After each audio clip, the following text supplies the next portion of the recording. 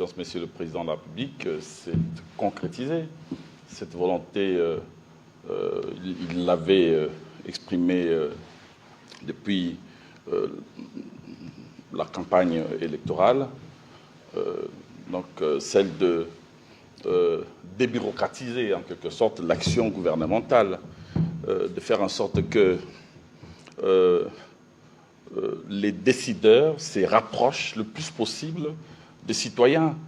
Il faut éviter, et je crois que c'est ça la vision du président de la République, que les décisions que nous prenons le soient sur base de simples rapports de nos experts. L'idée, c'est de véritablement aller descendre, aller palper du doigt les réalités dans le Congo profond et faire la décision, prendre des décisions sur base de désiderata tels qu'exprimés par la population. C'est un bel exercice à réitérer de manière permanente ce que veut le président de la République, et je pense que c'était tout à fait une bonne chose. Voilà, Monsieur le vice-premier ministre, vous avez été reconduit, comme je l'ai dit, à ces fonctions, et dans les cadres du gouvernement dirigé par la première ministre Judith Suminwa, nous avons passé il y a quelques jours le cap de 100 jours, donc nous aurons l'occasion de faire le point de vos différentes réformes, mais spécifiquement au Conseil de ministres du vendredi, vous êtes intervenu pour annoncer en tout cas une bonne nouvelle d'un processus qui avait déjà commencé.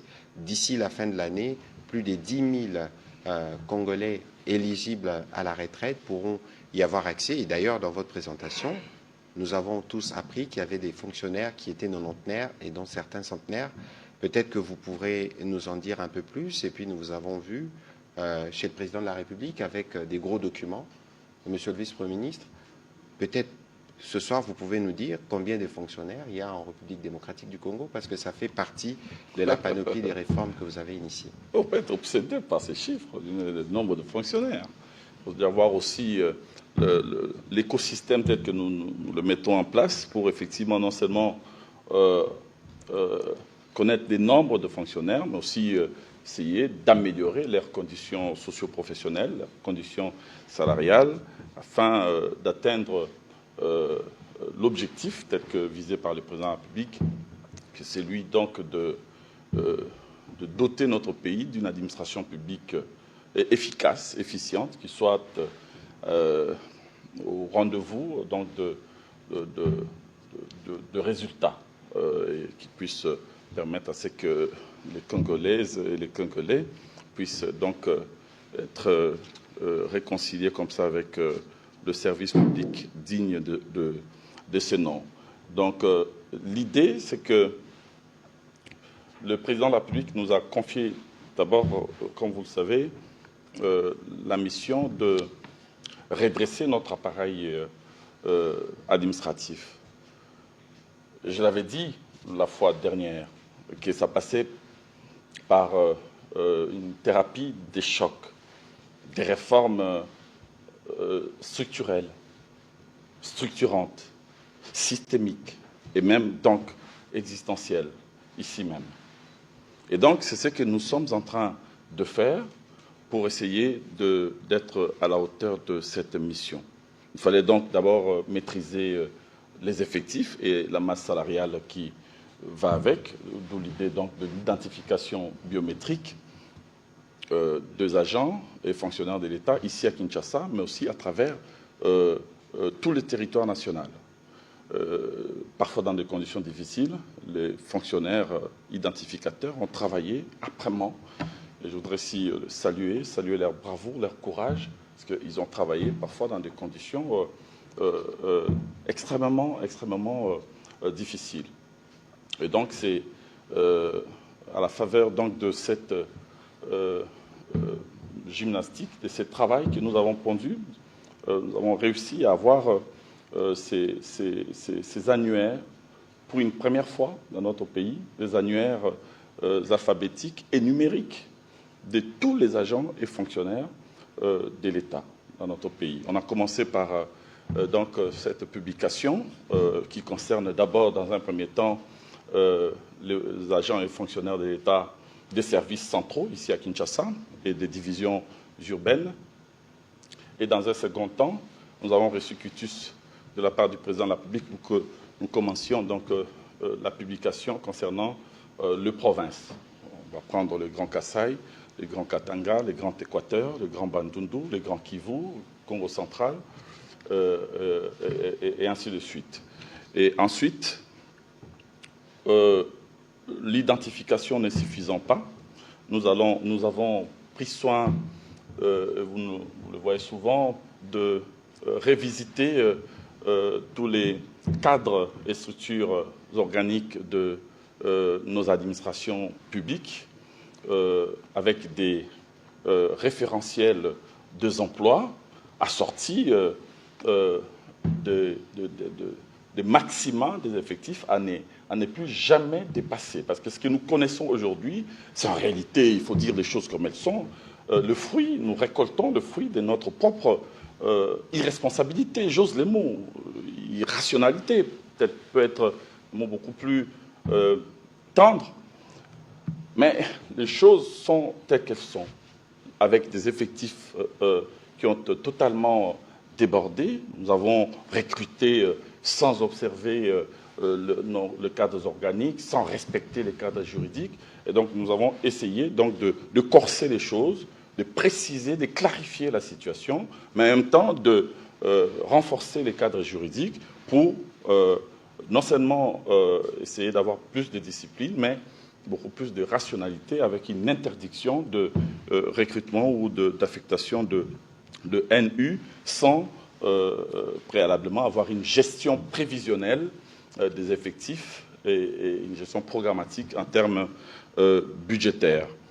Ensuite, à part cette phase de réforme, il y a aussi, donc, vous l'avez dit, la retraite.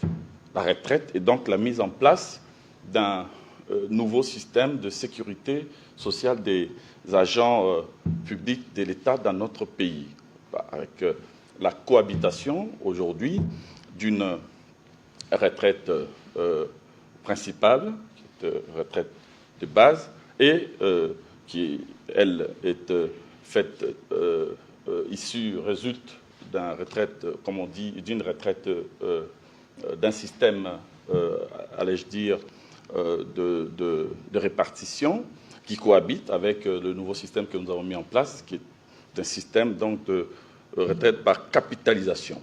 Et nous avons essayé d'améliorer nettement les pensions et les rentes pour permettre à ce que la retraite puisse cesser d'être un couloir maintenant vers la mort, que ce soit véritablement une vie après la carrière. Alors, 11 000 agents, plus ou moins, ont été mis à la retraite en 2022. En 2023, nous avions eu, vous l'avez dit, des difficultés d'ordre financier, au regard de dépenses liées à l'organisation des élections. Mais cette fois-ci, nous allons faire une sorte de remontada en 2024 avec plus ou moins, un peu moins de 10 000 avec la dépréciation du franc congolais. Nous serons à peu près, plus ou moins, nous approcherons 10 000, mais ça sera peut-être, selon les estimations, finalement 9 000 agents. Je souligne que le 11 000 déjà en 2022, lorsque nous les avons mis à la retraite, dans des conditions, avec des conditions améliorées, parce qu'à l'époque, un fonctionnaire était mis à la retraite avec une indemnité de fin de carrière de $2 000, estimée à plus ou moins $2 000, tout grade confondu. Et lorsque nous l'avons fait, amélioré, je crois que le huissier, l'agent le moins gradé, était parti avec plus ou moins $8 000. Et le plus haut, c'était à peu près $20 000. C'était vraiment une amélioration vertigineuse.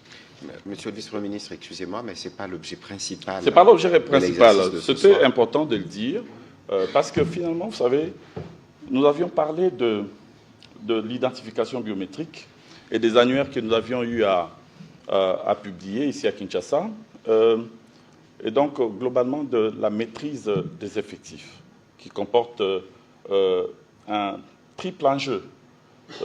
d'abord stratégique, économique et ensuite sociale. Stratégique parce que finalement, la maîtrise des effectifs nous permet de planifier l'avenir, de planifier la retraite. Une administration qui n'a pas de retraite, qui ne retraite pas, c'est une administration qui est bloquée, monsieur le ministre. Donc, il n'y a pas de rajeunissement. Il n'y aura jamais des mouvements de carrière dans la carrière, les promotions en grade, des titularisations. Et c'est ce que nous avons vécu pendant toutes ces années. Ensuite, c'est l'enjeu économique. Parce qu'avec ça, nous savons capter des économies. Nous savons capter des économies qui, en écartant notamment des fonctionnaires qui étaient dans l'irrégularité, qui étaient des faux fonctionnaires, des cumulards, des doublons, des détenteurs de faux numéros matricules. Et ces économies peuvent être affectées utilement ailleurs pour la construction des routes, des écoles, des hôpitaux. On ne peut pas prendre tout l'argent, tout le budget de l'État et l'affecter pour la rémunération des agents fonctionnaires de l'État. Ensuite, il y a l'enjeu social, parce qu'une partie de ces économies, justement, ça sera ça l'objet du dialogue social tout à l'heure, peut servir à augmenter la rémunération, à améliorer, si vous voulez, les traitements, la rémunération des agents et fonctionnaires de l'État. Beaucoup d'autres réformes, évidemment, ont été réalisées. La dématérialisation, je pense ici à tout ce qui touche à la sécurité sociale, je l'ai dit, mais aussi à l'amélioration des conditions de travail et de carrière, au mouvement de carrière des agents et fonctionnaires de l'État. Mais voilà, grosso modo, un tout petit peu ce que je pouvais vous dire en termes de réformes qui ont été donc implémentées depuis notre dernier passage. Alors, au dernier Conseil de ministres, la Première ministre a saisi l'occasion justement de cette réunion du Conseil, je la cite, l'occasion pour moi de saluer depuis la ville de Kisangani, province de la Chopo, où se tient le présent Conseil de ministres, l'essence élevée des responsabilités dont ont fait preuve les différents syndicats au cours des négociations. Alors, monsieur le vice-premier ministre, la Première ministre parle justement de faire du dialogue social un levier essentiel de l'action publique dans tous les secteurs. Nous sommes au mois d'octobre, c'était la rentrée académique aujourd'hui, c'était le mois de septembre, il y avait des remous pour la rentrée des enseignants, c'était les médecins, ce sera bientôt les régimes généraux. On ne voudrait pas parler de ceux qui ne grèvent pas, mais qui nous protègent, les militaires, les militaires et les policiers. Nous voulons ce soir que vous puissiez nous faire un bref résumé de toutes ces discussions avec les sous-secteurs de l'enseignement primaire, ce qui a été convenu, des l'issue de la santé, et nous dire finalement c'est quoi le socle justement de toutes ces discussions que nous faisons de manière régulière, parce qu'il y a un cadre qui a été instauré pour nous permettre d'éclairer les parents, dont certains en tout cas étaient inquiets jusqu'aux dernières semaines en disant que la rentrée scolaire n'était pas encore effective partout. Écoutez, Monsieur le ministre, je crois que les Congolais sont conscients des efforts que nous fournissons depuis que nous sommes aux responsabilités afin d'améliorer les conditions salariales des agents et fonctionnaires de l'État. Je l'ai dit tout à l'heure, pourquoi j'ai ramassé, et à juste titre, toutes ces réformes, comme je venais de brosser. Parce que pour pouvoir améliorer les conditions socio-professionnelles, les conditions salariales des fonctionnaires, il faut d'abord redresser la situation globale. Et il faut savoir dire les choses comme elles sont, poser les bons diagnostics et faire en sorte que, ensemble avec les agents et fonctionnaires de l'État eux-mêmes, nous puissions tracer la voie qui peut nous conduire vers l'avenir. Et nous, vous l'avez dit, vous l'avez rappelé, nous avons tout de suite considérer les dialogues sociaux comme l'arme idéale pour pouvoir garantir la paix sociale dans le pays. Depuis que nous sommes là, nous avons agi pour faire en sorte que le partenaire social soit considéré, soit respecté. Nous sommes conscients des difficultés que rencontrent les agents et fonctionnaires de l'État. C'est pour cela que nous sommes en train de nous battre pour améliorer leur situation. Mais cette situation est bien complexe parce que nous héritons d'un passif qui est lourd. Après, je ne vais pas esquiver notre responsabilité à redresser la barre et donc à affronter le problème, à trouver des solutions idoines. Et c'est ce que nous faisons. Nous le faisons pas seulement de manière ponctuelle, parce que la volonté du président de la République, c'est de ne pas trouver, de ne pas donner des solutions cosmétiques, ponctuelles à ces problèmes-là qui ont pris racine depuis des décennies dans notre pays. Parce que lorsque nous parlons des agents et fonctionnaires de l'État, nous devons bien dire qu'il s'agit des agents qui prestent depuis 10, 15, 20 ans, voire 25 ans, 30 ans, et qui n'étaient pas rémunérés. Lorsque je suis arrivé aux responsabilités, il n'y a que 182 000 agents et fonctionnaires de l'État qui étaient rémunérés. 182 000. Et depuis que nous sommes là, nous avons agi pour que, ne serait-ce d'abord au titre du salaire de base, de manière générale, nous puissions le plus possible faire de l'inclusion salariale. Donc, payer des fonctionnaires qui étaient non payés. On les appelle des NP, qui étaient là depuis 20, 30 ans, comme je venais de le dire. Et figurez-vous qu'en 3 ans, nous allons mécaniser 171 000 en 3 ans. Contre, vous pouvez vérifier, ce sont au niveau de la direction de la paye, de données qui sont tout à fait disponibles. Contre 12 800 agents en 20 ans lors des années et des régimes précédents.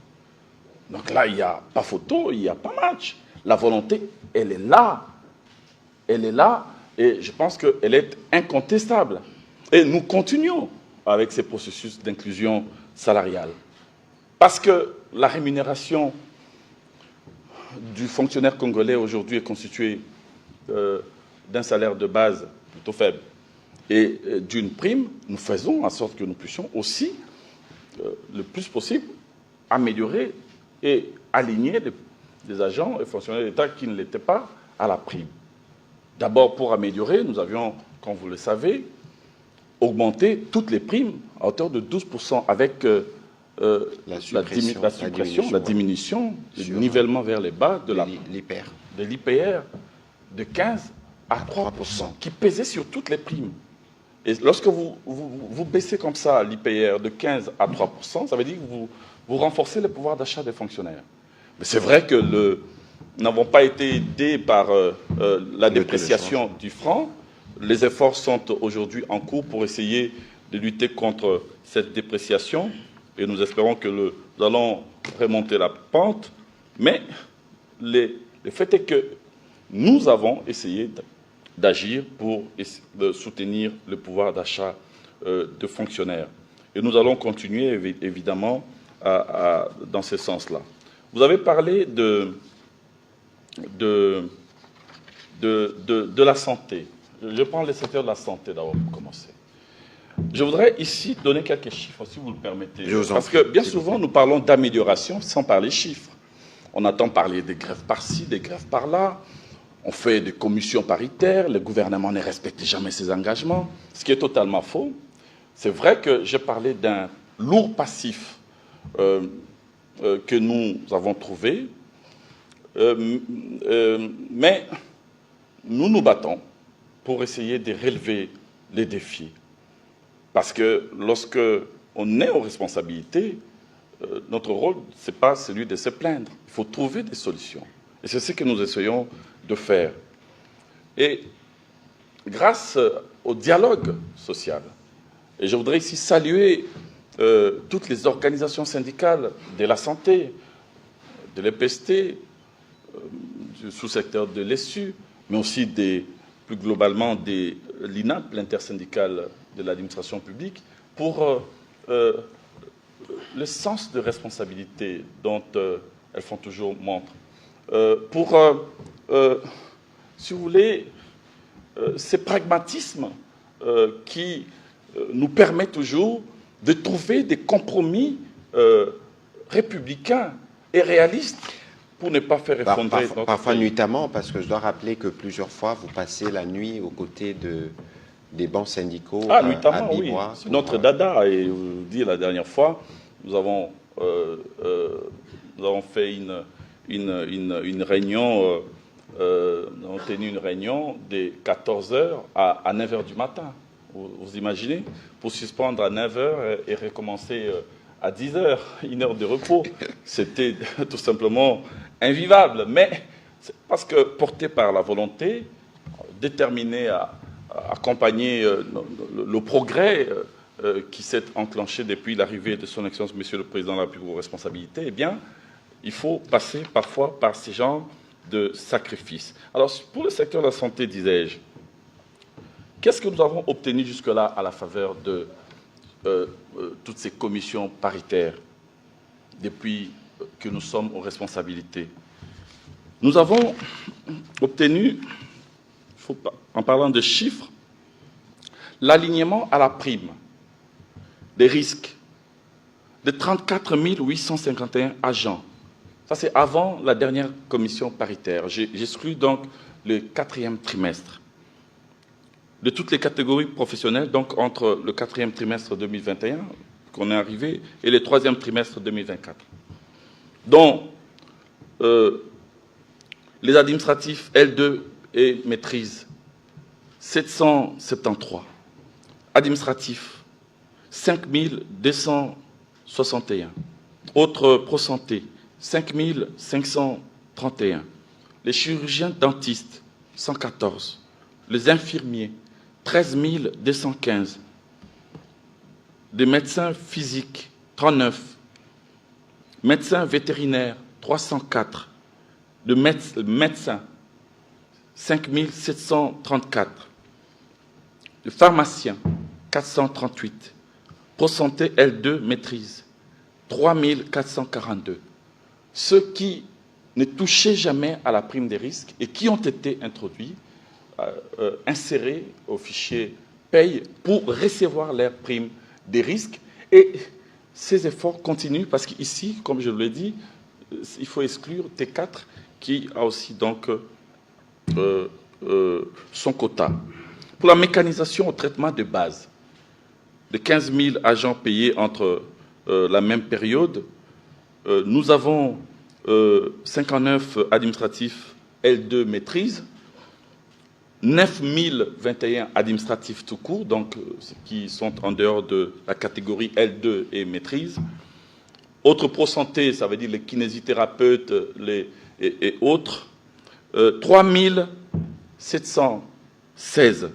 Les chirurgiens dentistes, il y en avait 6. Les infirmiers, 1291. Le médecin physique, 4. Les médecins vétérinaires, 15. Les médecins, 1137. Les pharmaciens, 13. Les pro-santé et maîtrise. Pro-santé L2 et maîtrise, 541. Nous avons aussi réajusté la rémunération de 5 177 médecins promus en grade par le président de la République. Et le gouvernement s'est engagé aussi donc à procéder au réajustement de leur rémunération à la paye donc du mois d'octobre 2024. Et évidemment de payer également aux médecins le deuxième palier de 35% des indemnités de transport et de logement à la paye donc du mois d'octobre 2024 et de solder en même temps les 30% restants au prochain trimestre. Nous avons aussi régularisé la situation administrative de 91 117 agents de la santé, dont les administratifs 27 764, autres pro-santé 15 750, des chirurgiens dentistes, 449, des infirmiers, 20 290, les médecins physiques, 86, les médecins vétérinaires, 408, des médecins, 15 330, des pharmaciens, 580, pro santé L de maîtrise, 5 063, des techniciens vétérinaires, une première, 5 397. Après, il y a des perspectives que nous avions définies lors de la dernière commission paritaire à Bibois, avec l'alignement encore à la prime des risques, des infirmiers, 20 290, les médecins physiques, 86, les médecins vétérinaires, 408, des médecins, 15 330, des pharmaciens, 580, pro santé L de maîtrise, 5 063, des techniciens vétérinaires, une première, 5 397. Après, il y a des perspectives que nous avions définies lors de la dernière commission paritaire à Bibois, avec l'alignement encore à la prime des risques, au T4, de plus ou moins 1000 médecins, pour le médecin, 1000, dont 800 unités du régime général et 200 médecins du FARDC et de la police nationale congolaise. Les administratifs, 500, les administratifs L2, 150, autres pro santé, 500, dentistes, 50, infirmiers, 1500, médecins physiques, 20, médecins vétérinaires, 100, les pharmaciens, 100 notamment. Et puis les pro santé L2 maîtrise 700, dont 50 FARDC et 25 PNC, techniciens vétérinaires, 500. Et vous voyez les efforts qui donc ont été déployés pour essayer d'aider le secteur de la santé à pouvoir toujours aller de l'avant. Je vais peut-être enchaîner directement avec le secteur de l'EPST. Oui, s'il vous plaît. Pour l'EPST, parce que vous avez parlé des enseignants qui sont nos héros, c'est de ceux qui nous ont appris à lire et à écrire, à être des hommes et des femmes de valeur que nous sommes. Et je n'ai jamais oublié le fait que c'est grâce à l'éducation qu'un enfant élevé par une mère sourde, muette, était devenu prix Nobel de littérature. Il s'appelait Albert Camus. Et donc l'éducation, c'est quelque chose d'essentiel dans la vie d'un homme, d'une société, dans la marche d'une nation. Mais lorsque nous abordons cette question, nous devons le faire en toute responsabilité, en évitant des polémiques politiciennes, en évitant des lectures simplistes. Ah, député Bazouk à combien? Ah, Bichot toujours à combien? Il ne s'agit pas de cela. Il ne s'agit pas de faire des comparaisons. Là, on parle d'un corps qui comporte plus de 700 000 personnes. 700 000 personnes. Donc, lorsque nous le faisons, nous devons le faire avec réalisme, mais avec une certaine humanité. Il faut se mettre à la place des enseignants qui souffrent. Et il faut se battre pour que leurs solutions puissent... Je dois rappeler spécifiquement que pour les enseignants, le président de la République vous a chargé, entre autres, de réfléchir pour leur accorder un statut absolument. Donc ici, les efforts sont assez particuliers. Il y a d'abord d'un côté des efforts tendant à améliorer leur rémunération actuelle, mais en même temps, conformément donc à la volonté de son Excellence Monsieur le Président de la République, leur accorder aussi le statut général de fonctionnaire pour pouvoir bénéficier d'un certain nombre d'avantages au regard du fait que leur carrière aujourd'hui est en réalité une carrière assez précaire. Je souligne, s'agissant de l'amélioration, qu'en 2019, l'enveloppe mensuelle de paye des enseignants est passée, lorsque le président de la République est arrivé aux responsabilités, des 70 milliards 155 millions à plus ou moins 112 milliards 784 millions. Tout un symbole. En 2020, il y a eu la prise en charge de tous les enseignants de autres niveaux, maternels, secondaires et ceux qu'on appelle enseignants assis, donc des administratifs, identifiés par le ministère de l'EPST, faisant passer donc l'enveloppe salariale de paye des enseignants à 112 milliards 564 millions, plus ou moins. Alors, en 2021, il y a eu le paiement des allocations donc, de fin de carrière à plus ou moins 439 enseignants du primaire, et donc le paiement de la prime de la gratuité à tous les enseignants du primaire.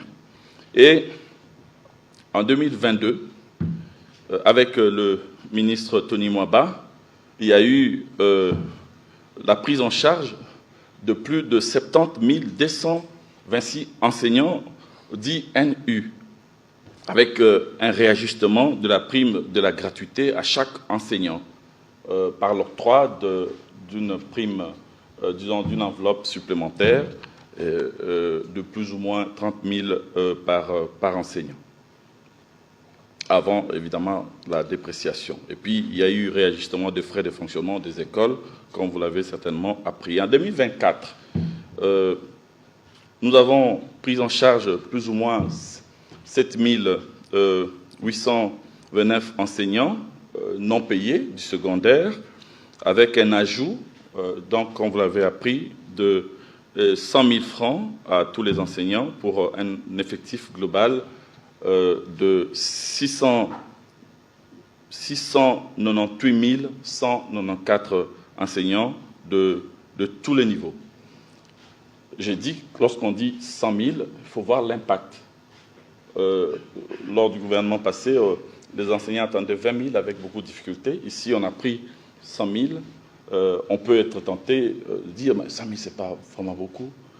Mais c'était d'abord pour faire récupérer, parce que le moins gradé de tous les enseignants qui avaient plus ou moins $100 dans le fin fond du pays avait descendu, 240, lorsque le dollar était encore à 240 000. Et donc, il fallait essayer de faire, dans un premier temps, de faire une indexation et un réajustement par rapport au taux. Et c'est ce qui a été fait déjà au titre de salaire complémentaire. Ça a été payé aux enseignants et nous sommes en train maintenant de compléter l'autre partie pour que ça fasse 100 000. Mais nous avons insisté sur le fait que le chiffre de 700 000 enseignants que je viens de dire était un chiffre qui n'était pas exact et qu'il fallait donc, un peu comme dans le régime général au niveau de la fonction publique, on peut parler chiffres si vous voulez, assainir. Il faut assainir les fichiers des enseignants. Et nous avons pris des engagements pour que des économies qui seront donc tirées de cet assainissement, toutes les économies, et nous avons eu un accord formel avec le ministre des Finances, le ministre du Budget d'abord, Aimé Boji Sangara, et le ministre des Finances, Doudou Famba Likunde Libotai, pour que nous puissions effectivement faire en sorte que toutes ces économies puissent servir à améliorer. Et vous verrez que ces économies seront colossales. Parce que je signale que je parlais de 171 000 agents mécanisés, mais c'est sur base des économies. Parce que nous avons extirpé du fichier des décédés, des fraudeurs, des fictifs. Nous trouvons encore aujourd'hui des économies. Encore en T4, nous venons de mécaniser 16 000. Ça veut dire quatrième trimestre. Quatrième trimestre, ça veut dire que mois d'octobre, là, courant, donc à partir d'octobre, il y a eu 16 000 nouveaux fonctionnaires qui n'étaient pas payés, qui le sont, parce que la paie est déjà passée. Et donc, avec un assainissement drastique, rigoureux et une meilleure gestion du fichier, on va dégager des économies pour améliorer sensiblement Monsieur le Vice-Premier ministre, permettez alors sensiblement la rémunération. Que nous puissions prendre les questions de... Ensuite, pour terminer, s'il vous plaît. J'aurais peut-être pas le temps de parler alors de l'ESU, mais Peut-être très rapidement, nous parce avons que c'était aussi la des rentrée chiffres académique aujourd'hui. Voilà, parce que nous avons essayé d'agir pour un accroissement sur la prime institutionnelle qui a été observée déjà pour donc, tout le personnel scientifique et administratif à partir du deuxième trimestre de l'année en cours. Nous avons, en termes de chiffres alignés, 3240 agents qui étaient non payés et qui ont été cette fois-ci mécanisés. Nous avons 242 chefs de travaux qui ont été promus et mécanisés. Il y a eu alignement donc à la paye de 909 personnels académiques, 3996 personnels scientifiques, administratifs, techniques et ouvriers, 43 000 personnels scientifiques, administratifs, techniques et oublié également pour le prochain donc, trimestre. Et puis, des 146 cadres et agents des services centraux avec d'autres actions en termes de correction des grades. Et en termes de perspective, le paiement des arriérés des rémunérations accumulées depuis mars, avril, mai et juin 2023, l'augmentation de 50% de la prime institutionnelle restante au T4 2024 à la paye complémentaire, donc conformément aux résolutions de la commission paritaire des bois.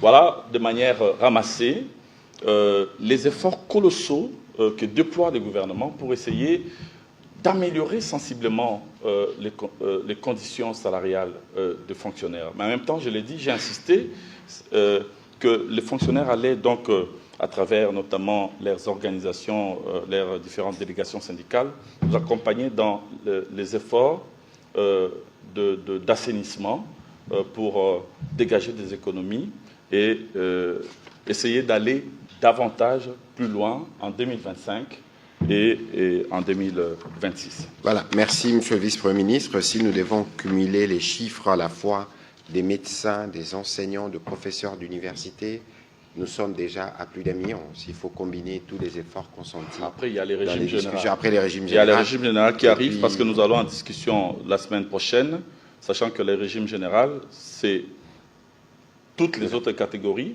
d'agents et fonctionnaires de l'État, des ministères, des institutions, mais aussi le chef de l'État nous a toujours rappelé qu'il faut prendre en compte aussi la grande muette de qui je vais faire. Bien sûr. Alors, on va commencer. On va commencer. Ils seront concernés avec les prochaines augmentations. Voilà, Monsieur le Vice-Premier ministre, votre exposé a été très clair, mais je pense qu'il existe encore des zones pour lesquelles les journalistes voudront obtenir des éclaircissements. On va commencer notre série de questions avec Monsieur Serge Tseka. Et puis ce sera Monsieur Pichu Mulumba.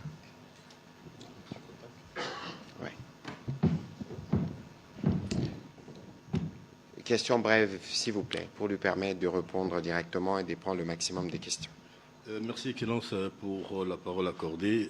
La première question vous est adressée, Excellence, Monsieur le ministre de la Communication, Kisangani. On a suivi l'activité du chef de l'État et du gouvernement, mais la question, qu'en est-il de l'indemnisation des victimes de ce qui s'est passé à Kisangani et les plaies sont restées béantes, les familles continuent à pleurer de morts et de pertes accusées. Monsieur le ministre de la fonction publique, je suis heureux de vous entendre avancer des chiffres, tous les efforts que le gouvernement a consentis pour améliorer le bien-être des fonctionnaires. Mais malgré cela, il y a quand même, on voit ça et là des grèves des médecins, des enseignants qui traînent les pieds, qui se disent mal compris par le gouvernement, qui ne tient pas parole. Et puis même sur le plan économique, les efforts consentis par le gouvernement ne semblent pas portés parce qu'érodés par le taux d'échange. Ne serait-il pas possible qu'on puisse indexer carrément le salaire des fonctionnaires, des enseignants, en particulier en devise sûre, de manière à ce que même s'il y a d'évaluation, qu'ils puissent avoir quelque chose, que les efforts du gouvernement restent quand même constants, parce qu'on a comme l'impression que tous les efforts sont en train de tomber dans l'eau du fait de ces problèmes. Merci. Alors, rapidement, sur la question de Kisangani, vous avez suivi le briefing que nous avons fait avec le ministre d'État, ministre de la Justice sur place. Si vous avez regardé, parmi les premières activités du président de la République, c'était de faire la visite sur le site du Génocost. Le président de la République a fait une descente à Frivao, au bureau de Frivao. Le Frivao, c'est les fonds de réparation et d'indemnisation des victimes de l'agression ougandaise. Une enveloppe de 2,5 millions de dollars a été remise à l'Église catholique. Une autre enveloppe, des enveloppes d'à peu près 2000 à 2500 ont été données. C'est cela le processus d'indemnisation. Par les passés, il y avait des soupçons en termes de gestion des mandataires qui étaient. À cette question, le ministre d'État, ministre de la Justice, a dit avoir, en tout cas, la justice est déjà saisie de l'affaire. C'est de ce côté-là qu'on pourra faire la lumière sur ce qu'a été la gestion de ceux qui étaient là-bas. Mais pour le reste, il y a un nouveau bureau qui a été installé. Le ministre de la Justice, comme le ministre de la Fonction publique, ont des liens particuliers avec la ville de Kisangani. C'est vous dire que la question de l'indemnisation est une question qui est prioritaire. Il y a un plan, il y a des fonds qui ont été décaissés et pour lequel la rigueur a été remise. Et si vous avez vu la symbolique du passage du président de la République lui-même au sein de Frivao, ça veut dire que tout est propre et que la procédure plutôt d'indemnisation suit son cours normal. Monsieur le vice-premier ministre. D'abord, je veux préciser, parce que vous continuez toujours à parler de ces liens particuliers, je voudrais informer que je suis de Bumba, de la Mongala, mais que je l'ai dit, ce n'est pas un secret d'État, lors de la relégation des fondateurs de l'UDPS à 82, nous avons, nous, été relégués à Bumba, chez nous. Nous étions petits, et à l'époque, nous avons été... relégués à Bumba ou Kisangani? À Bumba. Bumba. À Bumba. Et ensuite, après, nous avons eu la chance d'avoir des oncles qui étaient à Kisangani, à Kéan, et qui sont venus nous chercher à Bumba pour nous amener à Kisangani. Nous avons passé quelques années. Et donc, ces liens forts auxquels fait allusion donc, Patrick Mouyaya.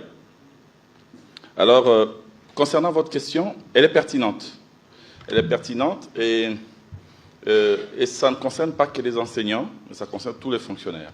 Ce qui est là, c'est que, je vous ai dit, le président de la République a préféré que nous puissions trouver des solutions systémiques, des solutions durables à ces problèmes d'enseignants. Et arrêter chaque fois de chercher, de trouver comme ça des solutions ponctuelles, mais qui après se trouvent être inefficaces. Et ces solutions systémiques-là,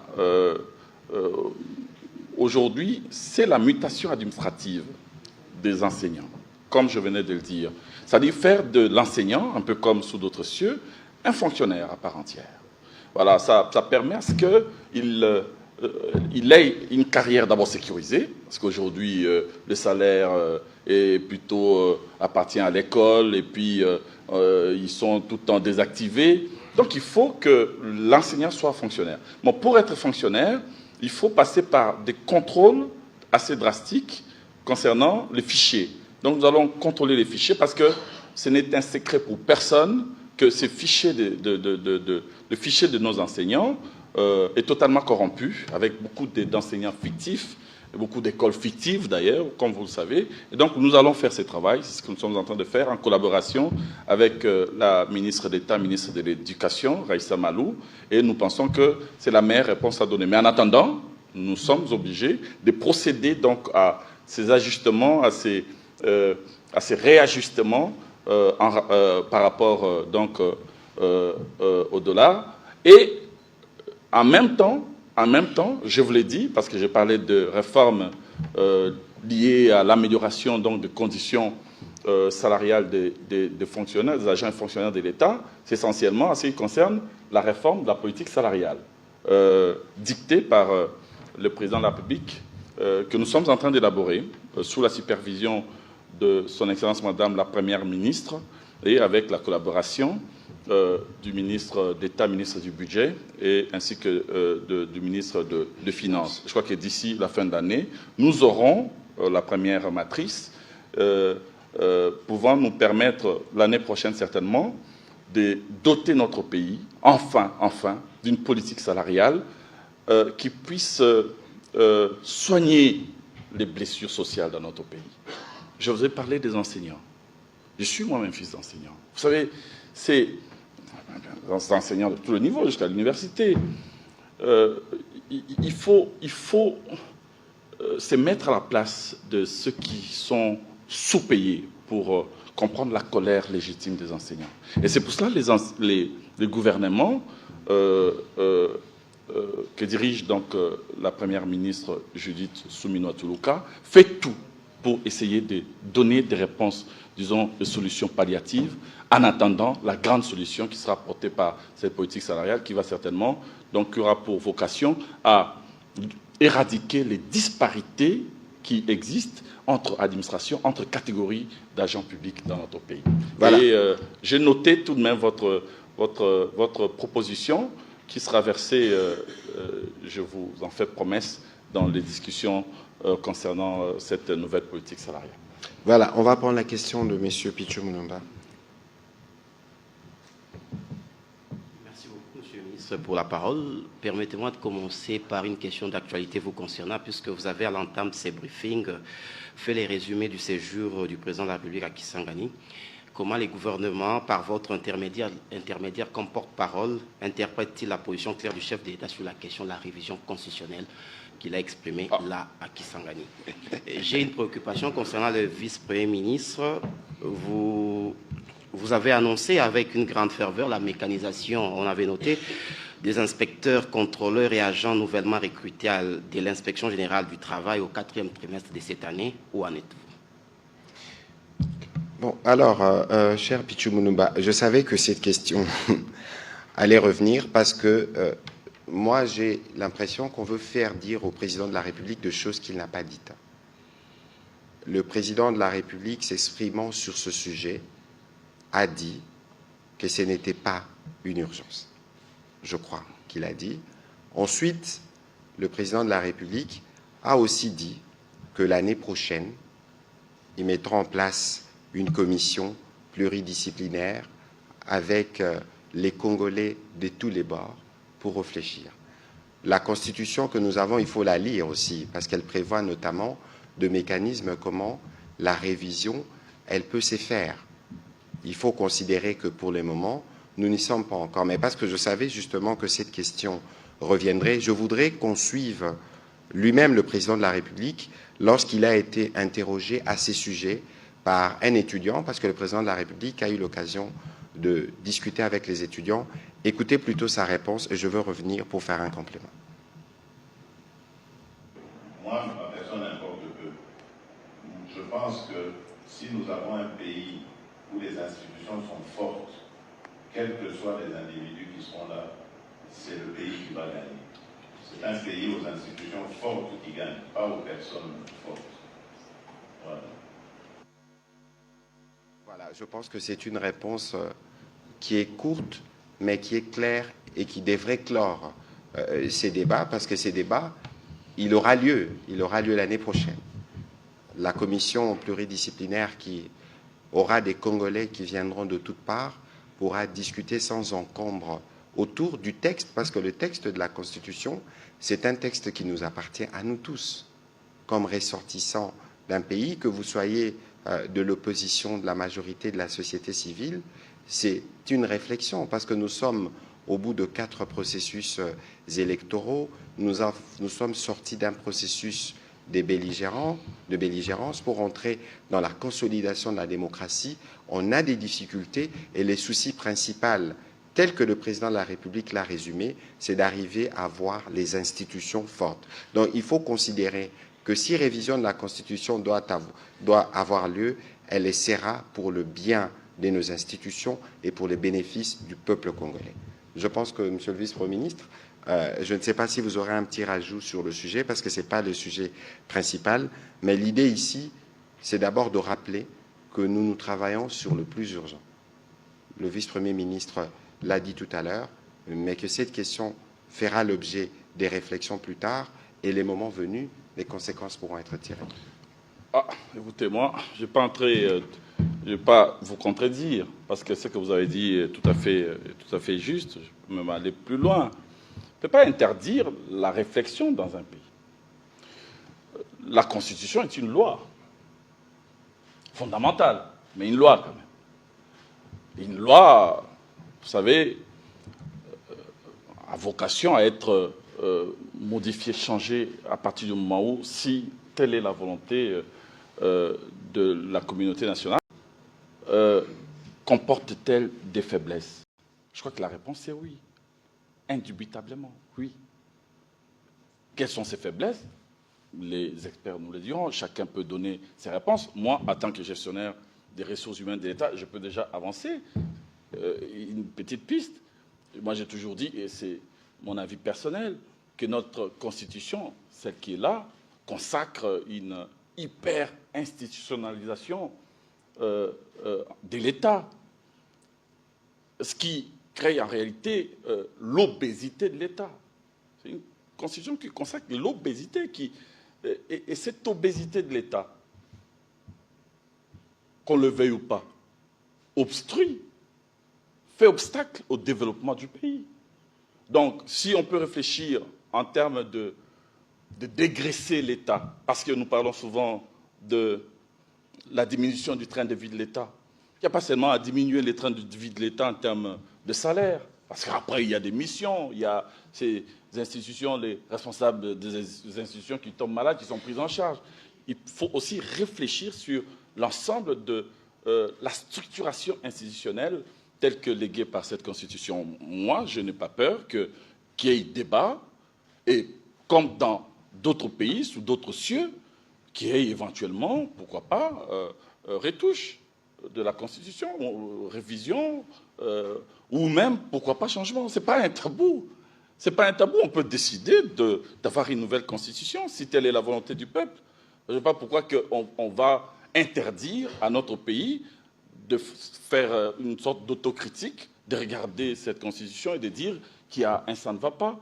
Sur le plan des procédures institutionnelles, le président de la République l'a dit, pour obtenir un gouvernement après les élections, c'est tout un problème avec des procédures assez lourdes et qui, ça nous nous fait perdre comme ça 6 mois, 7 mois. Bon, ce sont des questions qui doivent préoccuper au plus haut point le peuple. Et lorsque je parle des institutions, je parle du poids, c'est parce qu'une bonne partie du budget national de notre pays aujourd'hui est orientée vers les institutions, vers le fonctionnement de ces institutions-là. On peut réfléchir si notre pays est prêt pour ces fardeaux-là. Et les secteurs du développement est préjudicié. On peut réfléchir. Pourquoi pas pour la suppression de telle ou telle autre institution, pour que des millions qui sont donc orientés puissent servir à construire les routes, les ponts, les chemins de fer, à acheter des avions et autres. On peut décider à un certain moment. Excusez-moi, monsieur le ministre, parce que je suis peut-être ministre de la fonction publique, mais je suis aussi un homme politique et un parlementaire. Donc il faut à un certain moment arrêter de plaisanter avec l'avenir d'une nation. Si les États-Unis ont modifié leur constitution avec des amendements de par leur histoire, la France et d'autres pays d'Afrique, je ne vois pas pourquoi on va interdire aux Congolais de réfléchir sur éventuellement la modification, les changements de leur loi fondamentale. Il faut à un certain moment arrêter de faire des jeux politiciens partout sans tenir compte de l'avenir de la nation. Il faut que nous nous retrouvions sur les fondamentaux. Il y a des fondamentaux. Et il faut vraiment qu'on essaye de faire avec. Je ferme la parenthèse. Bon, pour la fermer définitivement, oui. De toute façon, M. Pichou Moulumba, la commission elle sera pluridisciplinaire. Ceux qui parlent aujourd'hui dans un sens ou dans un autre comprennent, au-delà du schéma politicien que l'on veut inutilement amener dans ces débats qui doit être républicain, pourront faire partie de cette commission. C'est des Congolais, les moments venus, on ne peut pas nous empêcher de réfléchir. Surtout pas lorsque nous voulons, dans l'esprit du président de la République, nous assurer que nous avons des institutions qui sont fortes. J'espère que cette question ne reviendra plus. Monsieur le vice-premier ministre, allez-y. Voilà, j'allais répondre à une autre considération sur cette question. Non, merci. S'il y a débat autour de cette problématique, peut-être que vous ferez partie de la commission l'année prochaine. Je ne sais pas, mais en tout cas, nous allons essayer de donner notre contribution de loin ou de près. Ça, c'est clair. Alors, s'agissant de la mécanisation, on m'a posé une question en rapport avec la mécanisation de nouveaux inspecteurs et contrôleurs du travail. C'est bien cela. Oui, je voudrais vous informer que nous avons réussi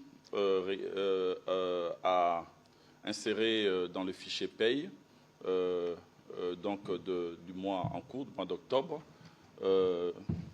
une prime pour tous les inspecteurs et contrôleurs du travail.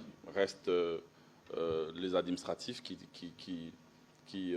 prestent donc avec eux. Et la prime qui a été payée à hauteur de 30% concerne l'ensemble de 2343 inspecteurs et contrôleurs donc, du travail, ainsi que les administratifs. Pour la mécanisation salaire de base, 1400 ont été effectivement mécanisés. Il y a eu omission de plus ou moins 994, si je ne m'abuse, et on est en train de faire une paye complémentaire pour régler la question. Mais aujourd'hui, ils sont déjà rémunérés et ils ont déjà à leur disposition une rémunération pouvant leur permettre, surtout ceux qui venaient de l'intérieur, de tenir le coup et de commencer à travailler dignement. Voilà, on va prendre les deux dernières questions qui restent en série pour nous permettre de faire une économie de temps. Donc, ce sera Benoît Niemba, Eric Izami et on terminera par Jimmy Mukinzi. S'il vous plaît.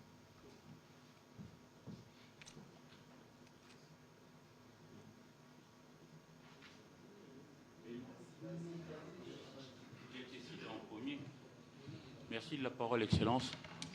Vous avez fait mention, Monsieur le ministre Mouyaya, vous avez fait ici mention du fait qu'on a vu le VPM aller avec l'annuaire chez le chef de l'État, et ça reprenait les fonctionnaires des services centraux et des divisions à Kinshasa.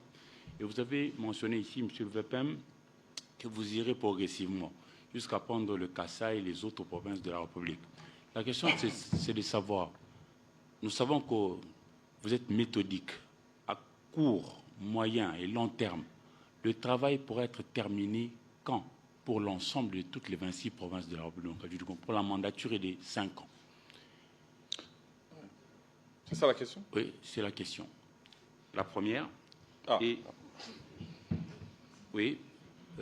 Deuxièmement, il y a quand même des fonctionnaires de l'État qui œuvrent dans un domaine spécifique. Je vois ici les agents qui travaillent au niveau de l'OVG, Office de vulcanologique de Goma. Souvent, on entend parler d'eux quand il s'agit d'aller en grève. Je voudrais savoir comment est-ce que ceux-là sont gérés.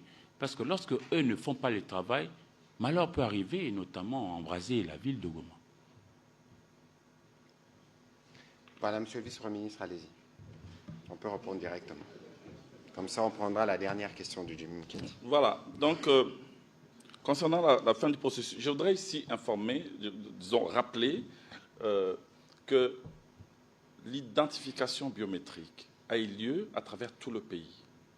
Et on a clos le processus, sauf évidemment pour, et je l'avais précisé, pour les territoires qui sont actuellement sous occupation, notamment Rutshuru, Massissi, où nous avons pu eu accès, et aussi les Sankourou.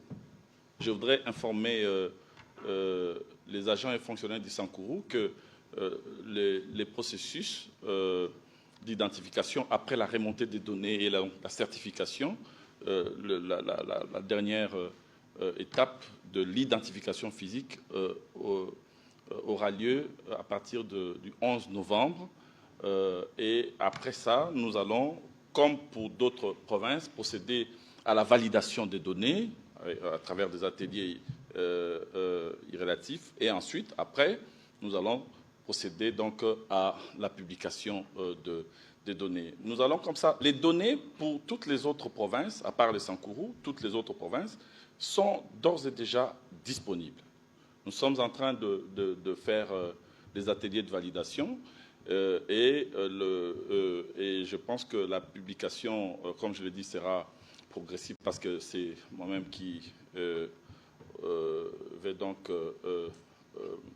faire la supervision. Et nous commençons par le Grand Kasaï, où l'atelier de validation avait déjà eu lieu. Nous irons spécifiquement pour le Sankuru au mois de février. Mais nous avons un calendrier qui va nous conduire jusqu'au 30 juin 2025, s'agissant de la publication, parce que les données sont déjà là. Mais si vous entrez dans le portail de la fonction publique, parce que la singularité aujourd'hui, c'est la dématérialisation des démarches administratives. Ce qui fait que même vous, comme vous êtes là, vous tapez www.fonctionpublique.gouv.cd, eh bien, vous accédez au portail de la fonction publique et vous verrez la petite fenêtre qui va s'ouvrir, c'est l'annuaire. Et vous tapez annuaire. Si vous avez le numéro 1, numéro matricule de votre frère ou de votre épouse ou de votre cousin, si c'est le fonctionnaire, il peut vérifier sa situation administrative et faire ses démarches. Modification des noms, demande de mécanisation, il sollicite déblocage de prime, alignement à la prime, d'émission, c'est très rare, mais mise en disponibilité et autres. Et en bas, il y a son bulletin de paye, il a toutes les précisions, il a la précision sur ses cotisations SENSAP, il a l'âge de départ à la retraite, il a sa page personnelle et peut faire ces démarches de manière tout à fait dématérialisée. Et c'est ça la singularité. Vous pourriez vous-même aussi vérifier.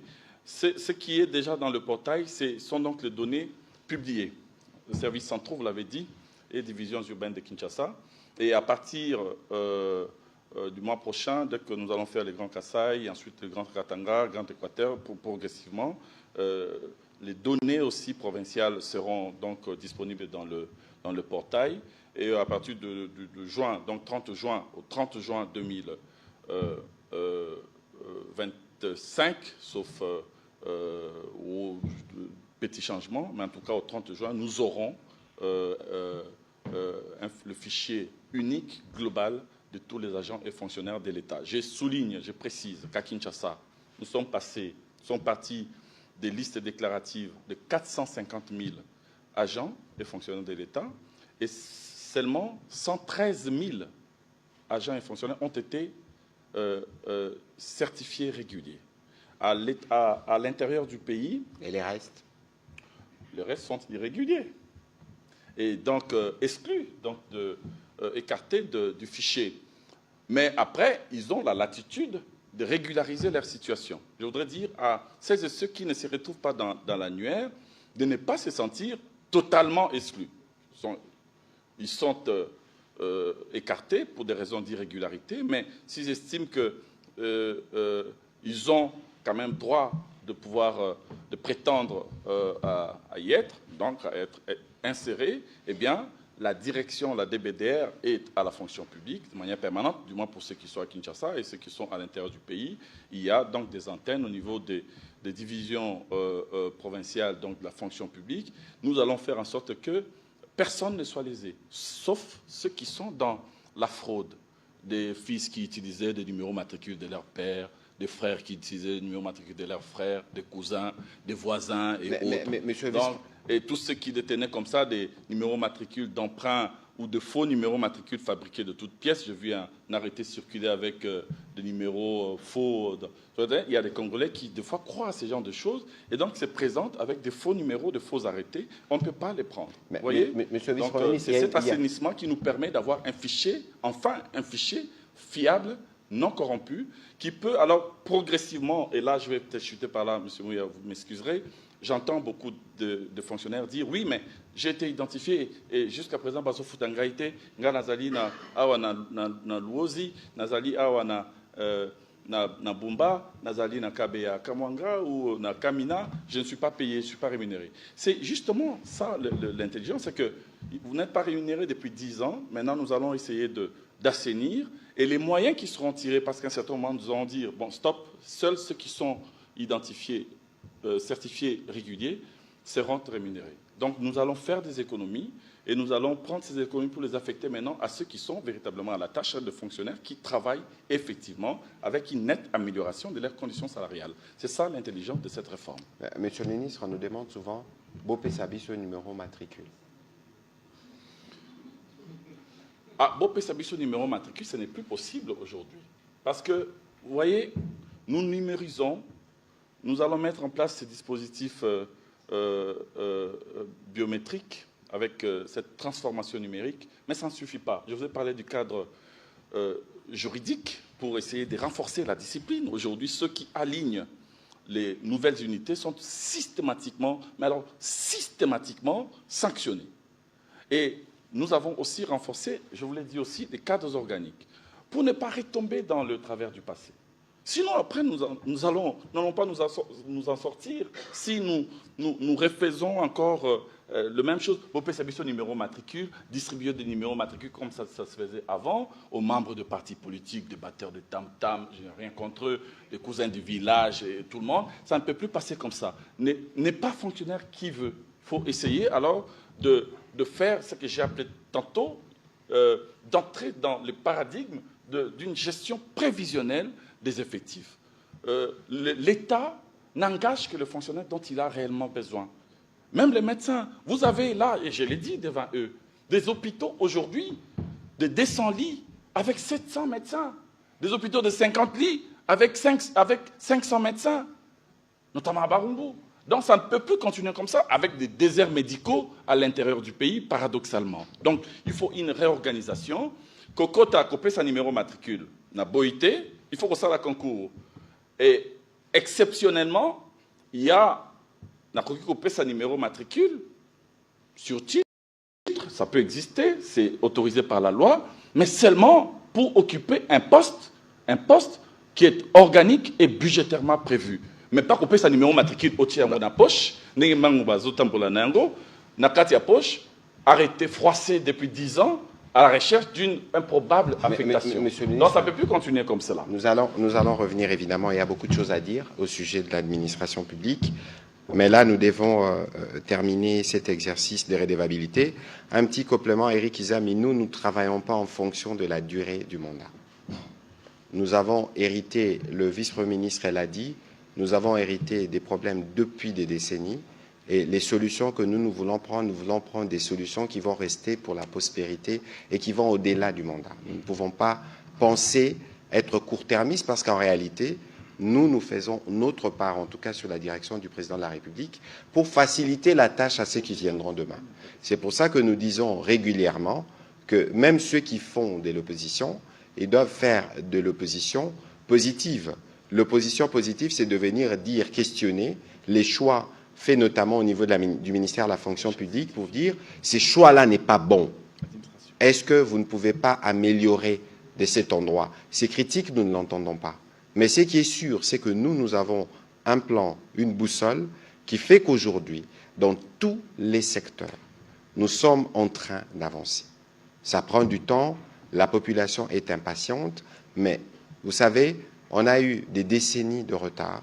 Ce n'est pas en 6 ans que tous les problèmes seront réglés, mais en 6 ans, toutes les bases ont été posées pour des solutions qui vont rester éternellement, entre guillemets, si je peux me permettre, parce que nous estimons que le point que nous atteindrons, on ne pourra plus descendre plus bas.